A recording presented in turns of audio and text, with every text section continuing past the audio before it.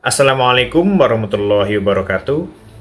Alexander the Great atau Alexander Agung diangkat menjadi Raja Makedonia di umurnya yang masih 20 tahun.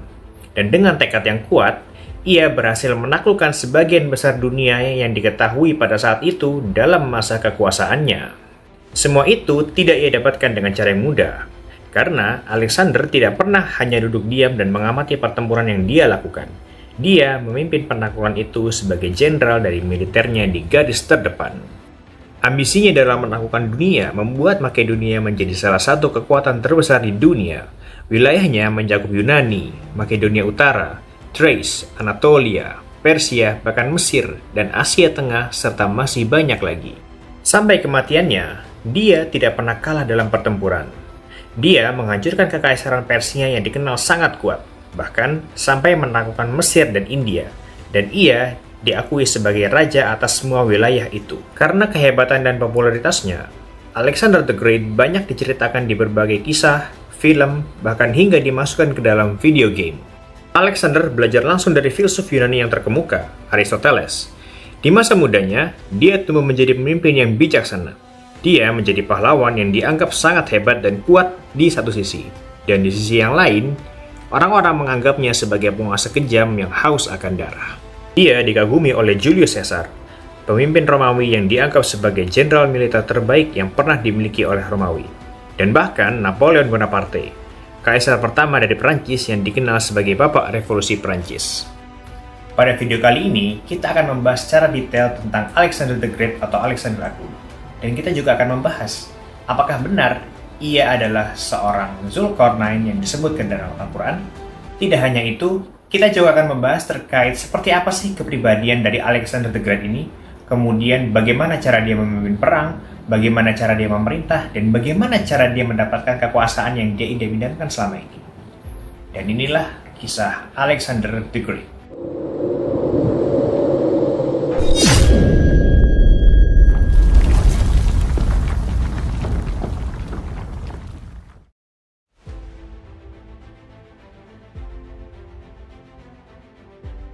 Alexander III, atau dikenal sebagai Alexander yang Agung, dilahirkan pada tahun 356 sebelum Masehi di Pella, ibu kota Makedonia, sebuah wilayah di bagian barat laut Tesalonika, Yunani. Dia adalah putra dari Philip II, yang pada saat itu menjadi Raja Makedonia, dan ibunya adalah Olympias, keturunan dari Neoptolemus dari Epirus. Ayah Alexander, Philip II atau Philippus II, adalah pemimpin militer sekaligus pemimpin politik yang cerdas. Melalui kekuatan militer dan strategi politik, ia berhasil mengubah Makedonia yang awalnya hanyalah sebuah desa di Yunani menjadi kekuatan militer yang mengerikan. Dan dia memiliki mimpi agar suatu saat ia dapat menaklukkan kekaisaran Persia. Pada saat itu, Persia telah menjadi kekuatan super dunia, unggul dalam banyak bidang ilmu pengetahuan dan juga militer. Dengan kekuatan militer yang mereka miliki, Persia beberapa kali mencoba untuk menghancurkan bangsa Yunani yang cenderung keras kepala dan suka memberontak. Sejak umur 13-16 tahun, Alexander diajari secara langsung oleh Aristoteles, salah satu filsuf paling hebat di masanya. Dari hasil belajar kepada Aristoteles, Alexander menjadi sangat tertarik dalam hal filosofi, kedokteran, politik, seni, dan juga investigasi saintifik. Namun, seiring berjalannya waktu, pemikiran Alexander itu jauh menyimpang dari ajaran gurunya, yaitu Aristoteles. Alexander berpikir bahwasannya orang-orang non-Yunani atau orang-orang selain Yunani itu dapat dijadikan budak dengan seenaknya. Sehingga pemikiran inilah yang membantunya untuk menciptakan kerajaan yang sangat kuat dan mencapai tujuan yang dia inginkan. Tokoh-tokoh seperti Achilles, Herakles, atau Dionysus terus-menerus ada dalam pikirannya. Mereka memberikan banyak pengaruh bagi Alexander dan memberikannya ambisi yang sangat besar. Meskipun mereka hanyalah tokoh fiktif, tetapi secara efektif mampu memberikan pengaruh yang besar dalam pemikiran dan juga tindakan dari Alexander. Saat Philip II menyerang Bizantium pada 340 sebelum Masehi, Alexander ditinggalkan untuk memimpin Makedonia. Selama sang raja pergi, Alexander menggunakan kesempatan ini untuk membuktikan bahwa meskipun dia masih remaja, dia ditakdirkan untuk menjadi pemimpin besar. Dan disinilah dia mengumpulkan pasukan untuk mengalahkan Maedi, suku Tracia yang sekarang tinggal di wilayah Baltik Tenggara. 2 tahun kemudian, Raja Philip kembali ke rumah. Ia bertekad untuk menyatukan Yunani di bawah satu bendera dengan cara melakukan peperangan melawan koalisi negara-negara kota Yunani yang dipimpin oleh kota Thebes dan kota Athena. Pertempuran ini dikenal dengan pertempuran Chaeronea. Dalam pertempuran tersebut, Alexander memimpin pasukan kavaleri yang jumlahnya sangat banyak. Dan dengan pasukan tersebut, ia berhasil mengalahkan The Sacred Band of Thebes, yaitu salah satu pasukan yang paling elit dan paling hebat dari kota Thebes yang terdiri dari 150 pasangan suami istri. Dan setelah mengalahkan The Sacred Band of Thebes, popularitas Alexander tuh semakin meningkat di kalangan masyarakat dan juga para kalangan militer tentunya. Pada tahun 336 sebelum Masehi, Raja Philip II mati dibunuh. Namun, ia tidak meninggalkan pewaris yang jelas bagi Makedonia. Akhirnya, para tentara yang telah mengakui kehebatan Alexander mengangkatnya sebagai penerus ayahnya tanpa ada perlawanan dari masyarakat ataupun para tokoh elit dari Makedonia. Setelah naik takhta, Alexander kemudian segera mengeksekusi para pangeran Bizantium yang diduga menjadi dalang dari pembunuhan ayahnya, yaitu Philippus II. Kemudian, Alexander juga mengeksekusi orang-orang yang berpotensi untuk kontra atau menentang pemerintahannya di waktu yang akan datang. Untuk memperkuat kendalinya atas Yunani, Alexander kemudian menghadiri dan juga membuat pertemuan-pertemuan antara kota-kota Yunani yang disatukan oleh ayahnya. Dan pertemuan ini disebut sebagai atau dikenal sebagai Liga Korintus. Dalam pertemuan tersebut, mayoritas suara memilih Alexander sebagai panglima tertinggi atau dikenal sebagai Generalissimo. Dan dengan keputusan itu, diharapkan orang Yunani dapat mewujudkan impian kuno mereka untuk menaklukkan Persia. Namun, sebelum menghancurkan Persia, Alexander perlu mengamankan semenanjung Yunani. Ia menghabiskan beberapa waktu untuk memasukkan negara kota yang berpaling ke dalam aliansi Yunani dengan menggunakan kekuatan militer atau melakukan kampanye melawan suku Tracia yang ada di utara. Saat melakukan perlawanan atau peperangan melawan suku Tracia, ada berita bohong atau hoax yang mengatakan bahwasanya Alexander the Great itu mati pada saat pertempuran tersebut. Dan berita hoax ini tuh menyebar ke seluruh Yunani. Mendengar hal ini, suku Thebes yang tadinya sudah bergabung kepada Alexander justru melakukan pemberontakan dan ingin mengambil kekuasaan dari tangan Alexander. Karena banyak kota Yunani lainnya yang lebih mendukung Thebes daripada Alexander, dukungan untuk memberontak mengalir dengan deras, terutama dari kota Athena. Setelah mendengar tentang pemberontakan yang telah terjadi, Alexander menyuruh pasukannya untuk putar balik dan melakukan perjalanan sejauh 386 km dalam waktu hanya 2 minggu hingga ke gerbang Thebes. Saat tiba, Alexander memberikan Thebes ultimatum untuk menyerah dan menghentikan pemberontakan. Namun, penduduk Thebes menolak untuk menyerah. Akhirnya, Alexander masuk ke kota dengan membakar dan merobohkan kota Thebes hingga rata dengan tanah, hingga hanya menyisakan kuil dan satu rumah saja. Dalam pembantaian itu, sekitar 6.000 warga kota Thebes terbunuh, dan semua yang selamat dijual sebagai budak. Mendengar pembantaian ini, negara kota Yunani lainnya menjadi ketakutan, dan mereka segera menghentikan pemberontakan. Alexander menawarkan hal yang sama kepada kota Athena. Melihat keganasan yang diterima Thebes, Athena langsung menyetujui dan kembali mendukung Alexander. Alexander kemudian memaafkan pemberontakan atau pengkhianatan warga kota Athena atas Yunani.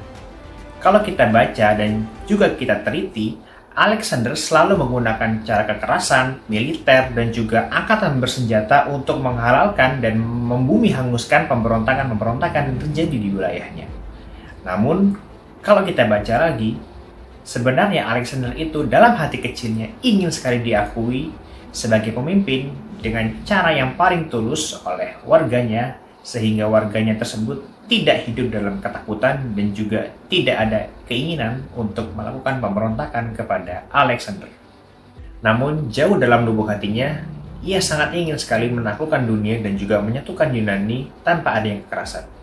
Namun, ia juga sadar bahwasanya kekerasan, angkatan bersenjata, dan juga senjata, dan kemudian perang, itu adalah satu-satunya cara untuk menaklukkan dan menyatukan mereka semua dalam kerajaan yang ia naungi. Alexander sekarang adalah Raja Yunani. sesuatu yang belum pernah berhasil dicapai oleh pahlawan Sparta maupun Athena manapun. Di belakangnya berdiri petarung-petarung Makedonia yang kuat, ditambah dengan 40.000 pasukan Yunani. Setelah ini, Alexander siap untuk melawan Persia.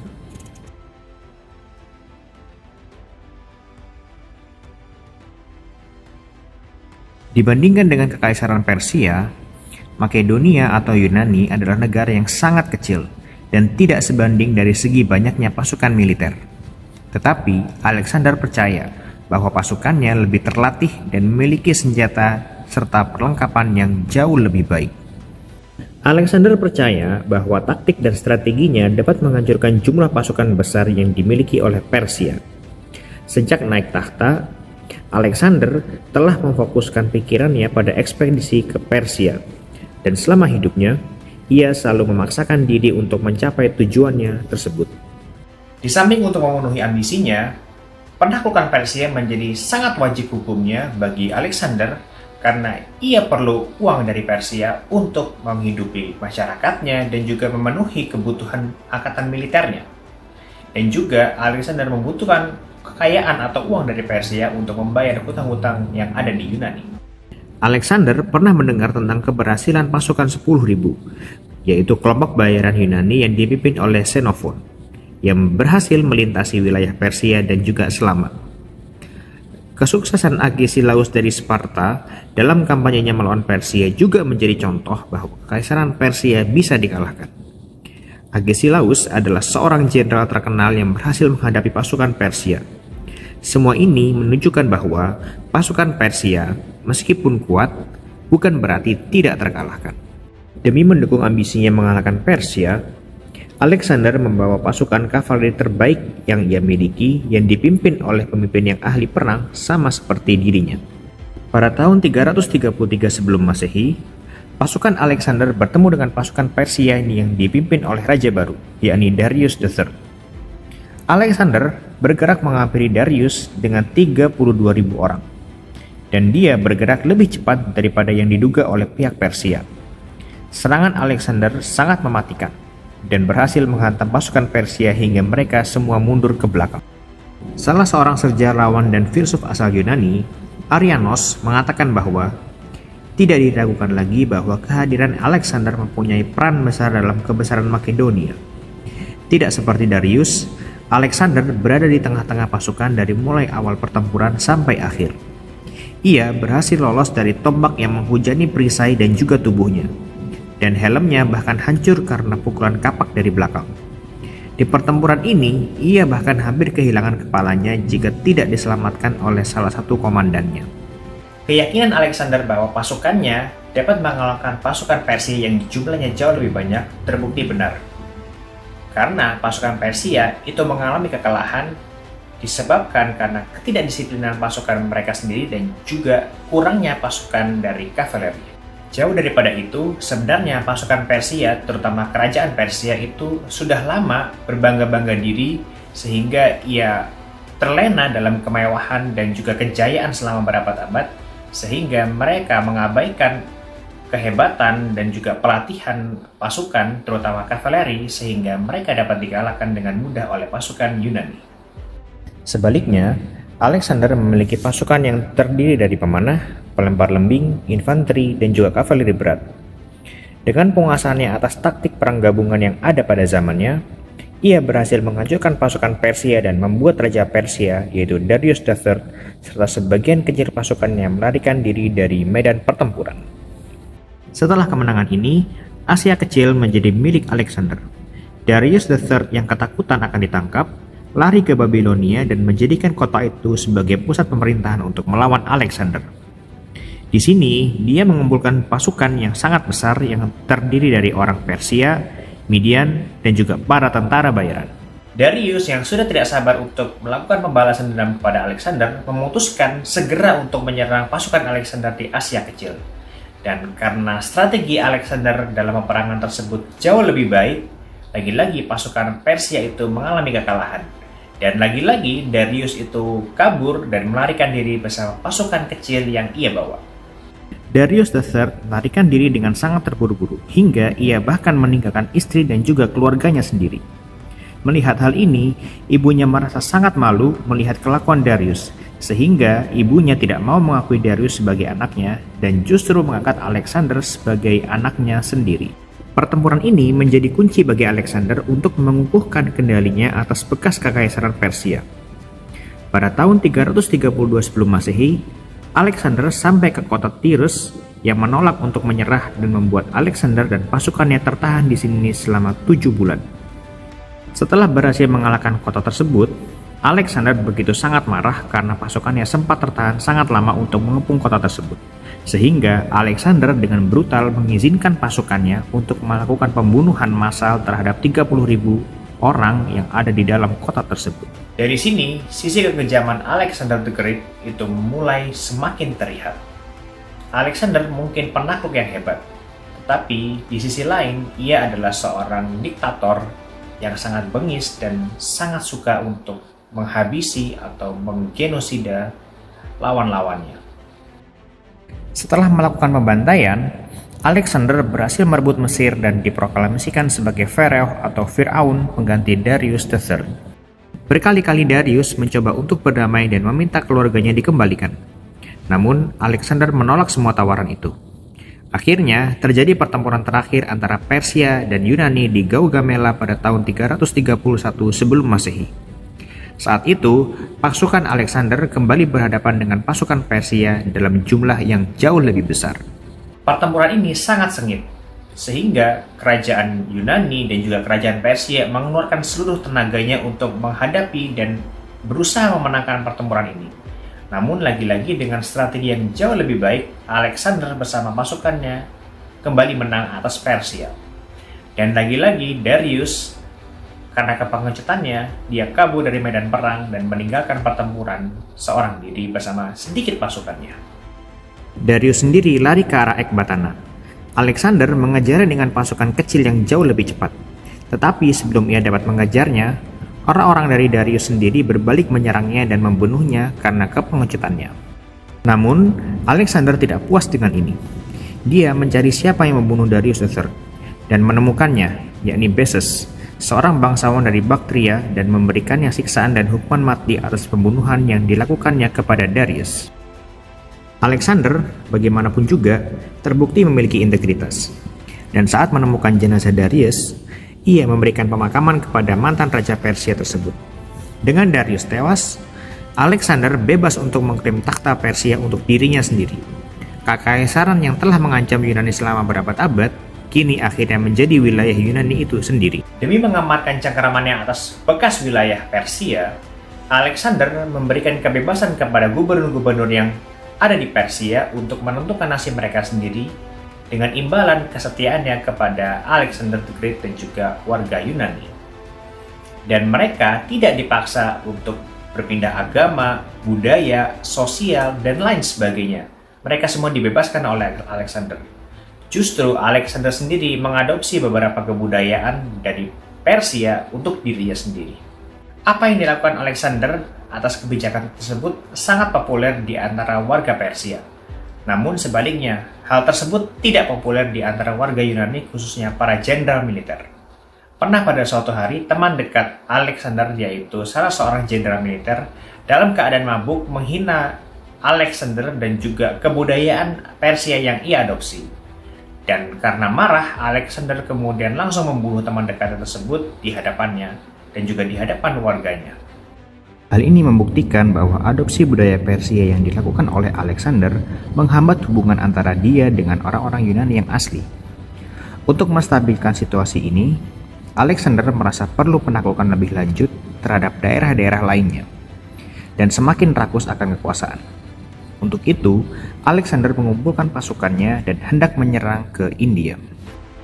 Tahun 326 sebelum Masehi, Alexander menyeberangi sungai Indus dan memasuki wilayah Taksila. Penguasanya, yaitu Taksiles, memberikan Alexander hadiah-hadiah berupa gajah dan prajurit sebagai bentuk penghormatannya. Dari hadiah tersebut, Taksiles berharap dapat bersekutu dengan Alexander melawan kerajaan di seberangnya, Hydaspes, yang dikuasai oleh Raja Porus. Tidak lama setelah itu, Alexander dan Taxiles beserta pasukannya berhasil mengalahkan Raja Porus di Sungai Jelu. Meskipun kalah, Raja Porus bertarung dengan gagah berani sehingga Alexander yang merasa terkesan dengan keberaniannya pun memberikannya hidup dan menjadikannya sekutu. Setelah peristiwa itu, Alexander terus bergerak menuju ke arah timur. Dan di sana, ia bertemu dengan banyak banget kerajaan yang siap untuk menyerangnya. Meskipun mendapatkan perlawanan yang sengit dari kerajaan-kerajaan tersebut, Alexander tetap menang atas mereka. Dan Alexander sampai saat itu tidak pernah kalah dalam pertempurannya.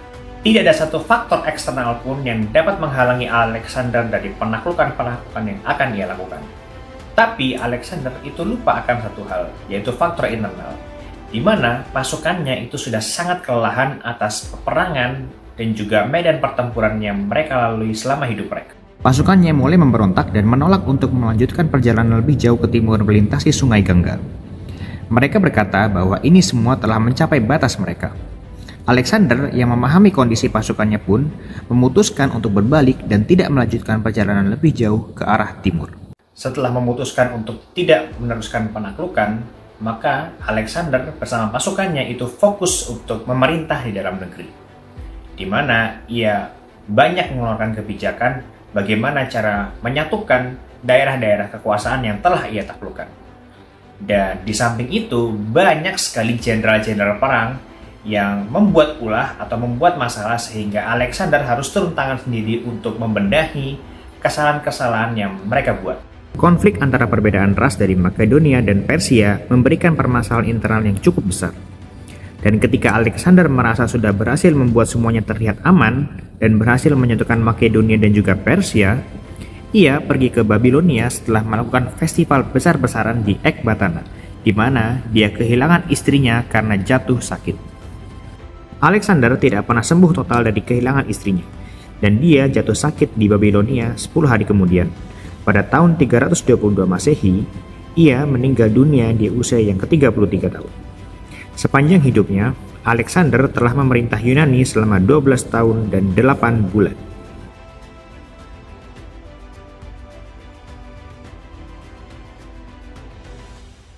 Tidak ada pewaris yang telah ditunjuk untuk naik tahta sepeninggal Alexander.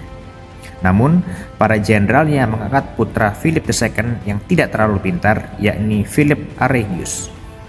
Setelah Aridius, putra Alexander dari Roxana yang dilahirkan setelah kematian Alexander, yakni Alexander IV, diangkat sebagai raja. Ia kemudian membagi-bagikan satrapies di antara mereka setelah banyak perundingan. Kerajaan Yunani hampir tidak dapat bersatu dan bertahan setelah kematian Alexander. Kedua raja itu dibunuh, Aridius pada tahun 317 sebelum Masehi dan Alexander IV pada tahun 309 sebelum Masehi. Provinsi-provinsi yang dulunya bagian dari kerajaan Yunani terpecah belah menjadi kerajaan-kerajaan yang independen. Dan para jenderal perang pun mendeklarasikan diri mereka masing-masing sebagai raja, mengikuti jejak Antigonus pada tahun 306 sebelum Masehi. Satu-satunya kesalahan yang Alexander lakukan dalam hidupnya adalah dia tidak memiliki pewaris untuk ia jadikan sebagai penerus kerajaan yang telah ia bangun. Sehingga apapun yang ia bangun selama masa hidupnya itu tidak berarti apa-apa dan sangat mudah hancur begitu saja ketika maut mendatangi Alexander. Setelah kepergian Alexander, semua kota-kota yang telah ia taklukkan itu semuanya hancur berantakan dan terpecah belah. Para jenderal Alexander itu saling berperang satu sama lain demi mendapatkan kekuasaan. Dan memang pada dasarnya, yang menyatukan kerajaan-kerajaan dan juga wilayah-wilayah tersebut beserta para jenderal-jenderal itu hanyalah Alexander. Dan ketika Alexander sudah tidak ada, maka jenderal-jenderal dan juga kota-kota tersebut dengan sangat mudah terpecah belah. Sebagai pemimpin, Alexander mampu menggabungkan keinginannya yang kuat untuk mendorong dirinya sendiri dan juga pasukannya ke batas tertinggi dengan pikirannya yang luas. Alexander tahu kapan untuk mundur dan kapan untuk mengubah kebijakan-kebijakan yang dia terapkan. Sejauh mana Alexander akan berhasil dalam mengkoordinasikan wilayah kekuasaan yang luas jika dia masih hidup, sulit untuk ditentukan. Kita tidak pernah tahu apakah kekuasaannya akan terus meluas kalau saja dia masih hidup atau justru hancur pada waktunya meskipun tetap dirinya yang memegang kekuasaan. Sebagai seorang jenderal, Alexander adalah salah satu jenderal yang terbaik dan terbesar di masanya.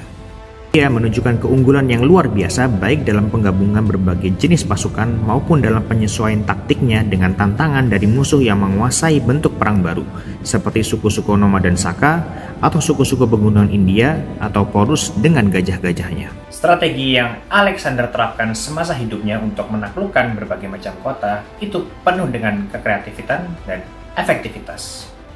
Dia tahu kapan harus menyerang, kapan akan melakukan penyerangan sebuah kota, kapan akan mundur, dan juga kapan memanfaatkan peluang demi mendapatkan kekuasaan yang ia idamkan. Penggunaannya terhadap kavaleri begitu efektif, sehingga dia jarang harus mengandalkan infanterinya untuk memberikan pukulan yang mematikan. Berabad-abad setelahnya, semua orang mencintai dan juga mendapatkan inspirasi dari Alexander, dari para kaisar Romawi seperti Julius Caesar, bahkan sampai Napoleon Bonaparte dari Prancis. Alexander adalah model militer untuk banyak sekali jenderal di wilayah barat. Salah satu warisan yang paling penting yang Alexander bawa adalah yaitu sistem politik monarki absolut yang ia bawa dari kerajaan Persia. Dan sistem politik tersebut ternyata akan diadopsi oleh Romawi sepeninggal dari Alexander. Pemerintahan singkat Alexander menandai saat-saat penting dalam sejarah Eropa dan Asia. Ekspedisinya dan minat pribadinya dalam penelitian ilmiah membawa banyak kemajuan dalam pengetahuan tentang geografi dan juga ilmu alam. Aksinya mengakibatkan pergeseran pusat-pusat besar peradaban ke arah timur dan memulai zaman baru dari monarki-monarki wilayah Yunani. Ini menyebarluaskan Helenisme dalam gelombang kolonisasi yang luas di seluruh Timur Tengah dan menciptakan dunia tunggal yang membentang dari Turki hingga India. Kemudian terbuka untuk perdagangan dan interaksi sosial serta menjadikan bahasa Yunani sebagai bahasa penghubung. Tak lupa, di masa pemerintahannya, Alexander banyak membangun banyak kota-kota besar yang ia namai dengan namanya sendiri. Meskipun pada awalnya penaklukan-penaklukan yang dilakukan oleh Alexander itu hanya demi memuaskan nafsu pribadinya saja, tapi seiring berjalannya waktu, hal tersebut ternyata menimbulkan hal yang sangat positif.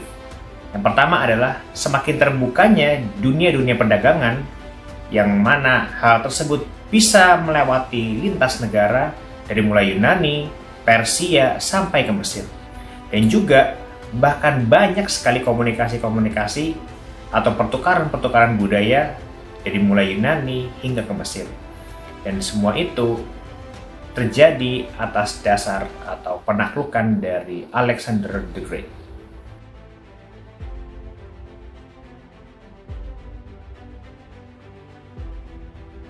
Sejarawan Muslim yang juga ahli tafsir, yakni Ibnu Katsir, dalam kitabnya Al-Bidayah wa Nihayah menjelaskan bahwa meski punya nama yang sama dan plot cerita yang sama, yaitu kekuasaan yang membentang dari barat sampai ke timur, namun keduanya adalah sosok yang berbeda.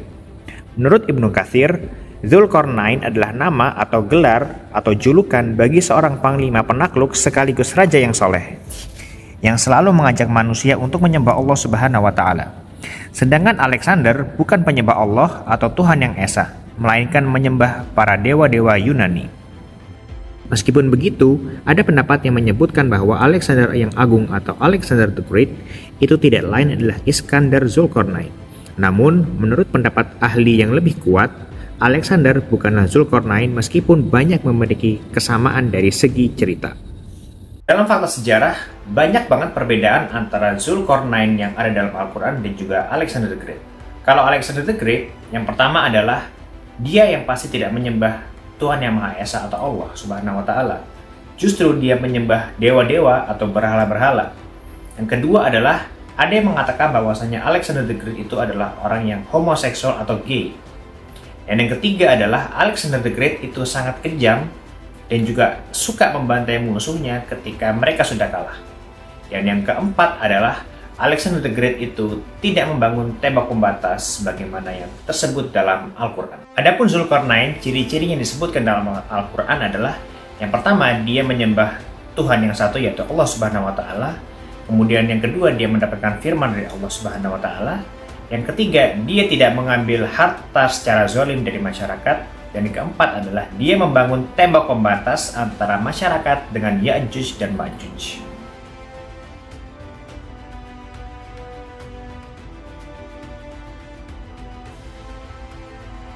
Alexander the Great mengubah peta dunia dengan penaklukannya, menginspirasi banyak raja di Eropa dengan ambisi serta strategi perangnya. Dia adalah salah satu figur paling berpengaruh dalam sejarah Barat, dan pengaruhnya masih terasa hingga saat ini dalam berbagai aspek kehidupan kita. Mungkin sebagian orang ada yang menganggap Alexander the Great adalah seorang pahlawan karena ia berhasil menyatukan negara-negara, khususnya negara-negara Yunani, dalam satu kerajaan yang ia pimpin. Namun di sisi lain, banyak banget orang yang menganggap ia sebagai pembantai, diktator yang kejam karena ia suka membantai musuh-musuhnya dan juga menaklukkan sebuah kota itu dengan cara paksa dan cara yang sangat tidak manusiawi. Terlepas dari segala kontroversinya dan dikatakan bahwa ia juga bukan Zulkarnain sebagaimana yang disebutkan dalam Al-Quran, tapi tidak bisa dipungkiri bahwasanya Alexander the Great adalah salah seorang jenderal yang salah satu yang terhebat dalam sejarah yang ada di dunia, sehingga peran-peran atau sifat-sifat atau hal-hal yang baik dapat kita pelajari dan tentunya dapat kita terapkan dalam kehidupan kita. Terima kasih telah menonton. Wassalamualaikum warahmatullahi wabarakatuh.